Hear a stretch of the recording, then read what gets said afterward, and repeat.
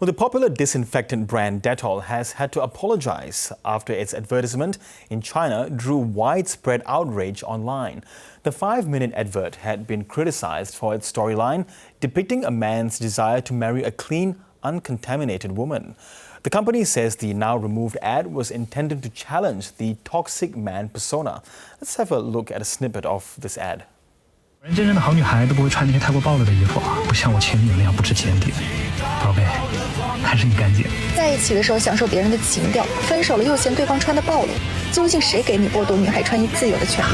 还没到手呢，哎，不过就是这种的才带劲啊！第一次早晚说啊。这种把女孩的第一次当成战利品的人，我永远不会给她上场的资格。不把我的话放在眼里，又如何把我的人放在心里？给你机会你不珍惜，那就只能拜拜了。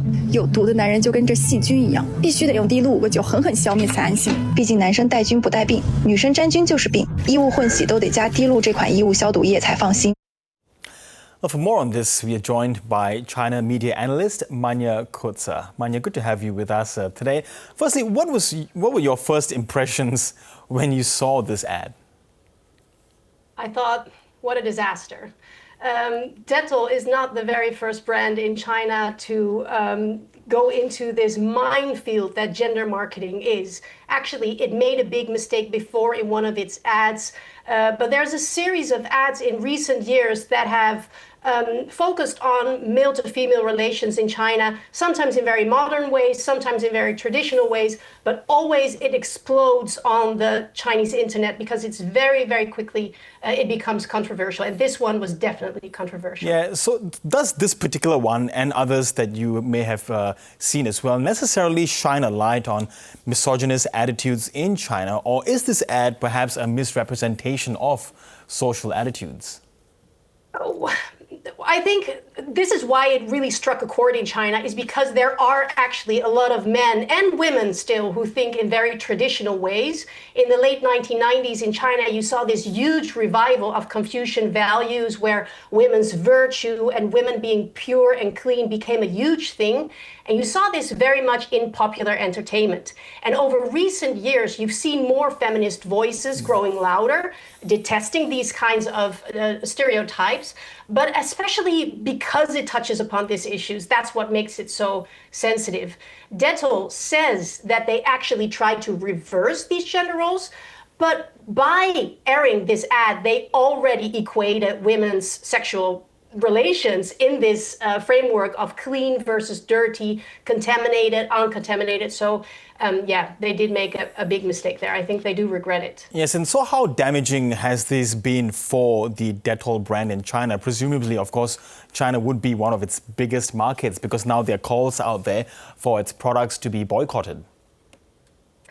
It is quite damaging, but I think more because it adds layer on layer. They've already made a few mistakes in the past. So at a certain point, people do really associate a brand with these kinds of marketing failures. And now you see on Chinese social media, a lot of people are vowing never to buy Dettol again. Of course, we'll have to look into next year's figures to see how true it is. But in any way, it leaves a very bad taste in one's mouth.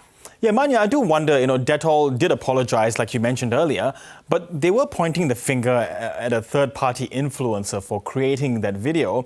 Dettol, but Dettol has the final say, doesn't it? I mean, so one wonders whether their apology was a genuine one. Well, that's what a lot of the criticism is about. A very bad marketing disaster could always be solved by a very good response. And their response wasn't so strong. I think Dettol, well, the Chinese market is very important for them, but they've been relying on a lot of third-party creators with very aggressive marketing techniques. In this case, they wanted to mimic the micro dramas that are very popular in China right now. And I think they intentionally tried to be a little bit controversial to get more attention. Well, they surely succeeded in that, but definitely not in the right way. Do you perhaps think in months to come that this could have the reverse effect? Because now, if everyone's talking about brand Dettol in their minds, that the brand stays there, and somehow, subconsciously they may think of just buying a product later on. Well, I don't think so. Well, they say, bad marketing may be good marketing. I don't think in this case it's not really good because it just borrows from this framework of women's virtue, women being unclean. And at this point, it is a very unpopular idea in China where gender relations are evolving quickly along with China that is changing so rapidly. So I would advise any brands, Western or Chinese brands in this matter, to stay away from these stereotypical gender relations in their ads because, like I said, it is a minefield and it can explode very, very quickly. Yeah, speaking of minefields, Manya, what is it about detergent ads? Because there was, the controversial one by a laundry detergent company about 10 years ago that sparked, quite rightly, accusations of racism because it featured a male actor of African descent. We won't show that image, but why is that sort of happening with these companies?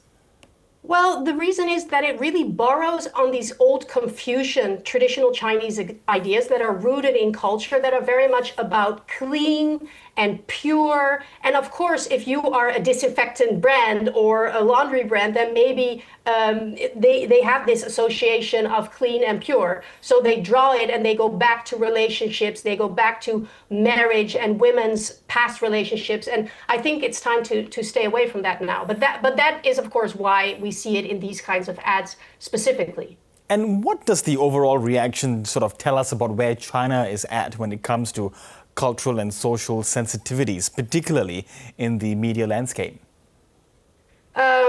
Very sensitive at this point, and I think it is because we see two movements at the same time. Like I said, we see a feminist community, especially online, that is growing much stronger. Their voices are growing louder, but at the same time, there is a male community online that is very much supporting these kinds of traditional ideas, and that's why you see these gender wars growing stronger. And whether you are trying to be too feminist, whether you are trying to be too traditional, it'll end up in these kinds of controversies very quickly. So that is basically what is in the back of this controversy. Okay, Manya Kutz, really appreciate you sharing your thoughts with us. Thank you so much.